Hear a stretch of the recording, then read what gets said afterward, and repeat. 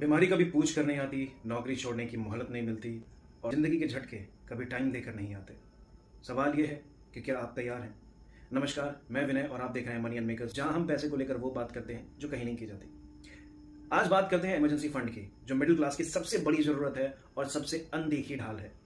तो क्या है इमरजेंसी फंड? जिंदगी में कभी भी इमरजेंसी आती हम सबसे पहले उधार मांगते हैं, गोल्ड गिरवी रखते हैं या क्रेडिट कार्ड यूज करके अपनी उस जरूरत को पूरी करते हैं। क्यों? क्योंकि हम सोचते हैं कि हम बचत तो बाद में कर लेंगे, लेकिन इमरजेंसी क्या है ना कि वो समय देकर के नहीं आती, और जब तक इमरजेंसी आती है और आपके पास कोई सेविंग्स नहीं रहती।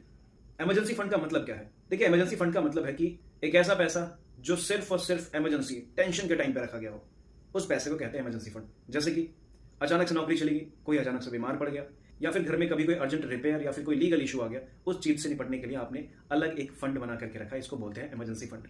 आपको किसी के आगे हाथ फैलाने की जरूरत ना पड़े, यही काम है इमरजेंसी फंड का। तो सवाल यह है कि कितना इमरजेंसी फंड होना चाहिए? देखिए, नियम बड़े आसान है। मिनिमम 3 से 6 महीने की जो आपकी लिविंग कॉस्ट है वो आपकी इमरजेंसी फंड होनी चाहिए। यानी कि अगर आपका रहने का, खाने का खर्चा है, आपके पूरे परिवार का खर्चा 25,000 है, तो आपके पास 75,000 से लेकर के 1.5 लाख तक, यानी कम से कम 75,000 तो होने ही चाहिए।